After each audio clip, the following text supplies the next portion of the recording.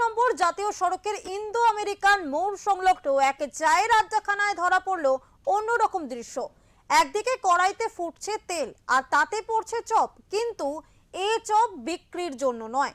এই চপকে প্রতিবাদের ভাষা হিসেবে ব্যবহার করছেন আন্দোলনকারীরা। তারা স্লোগান তোলেন, ভাতা নয় শিল্প চাই, চাকরি চাই। শহরে শিল্পহীনতা ও কর্মসংস্থানের অভাবের অভিযোগ তুলে এদিন অভিনব কর্মসূচি নেয় বিজেপি যুব মোর্চা। তাদের বক্তব্য, দুর্গাপুর একসময় ছিল শিল্প নগরী, কিন্তু আজ নতুন বিনিয়োগ নেই, কর্মসংস্থানের সুযোগ নেই। ফলে যুব সমাজের একাংশ বাধ্য হচ্ছে ক্ষুদ্র ব্যবসা কিংবা অস্থায়ী আয়ের উপর নির্ভর করতে।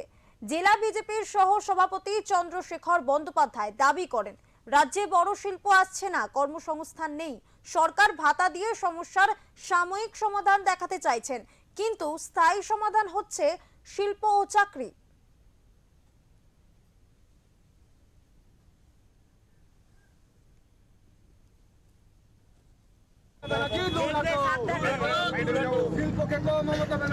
আমাদের যুব ভাইদের আমন্ত্রণে এখানে চপ খেতে এসেছি, কারণ রাজ্যের মাননীয় মুখ্যমন্ত্রী এই রাজ্যে 15 বছর ধরে ক্ষমতায়, শিল্পায়ন করতে পারেননি, কর্মসংস্থানের দিশা দিতে পারেননি। 1500 টাকায় যুব সাথী স্কিম দিয়েছেন। আমরা আমাদের ভাইদের বলেছি স্কিমের টাকাটা নিতে, এই জন্য নিতে বলেছি। এটা মমতা ব্যানার্জি ফিক্সড ডিপোজিট ভেঙে দিচ্ছেন না, এটা রাজ্যের মানুষের করের টাকা, সেই টাকা দিয়ে যুব সাথী স্কিমের টাকা দিচ্ছেন নির্বাচনী বৈতরণী পার করার জন্য আর একটা প্রজন্মকে ধ্বংস করে দেওয়ার জন্য।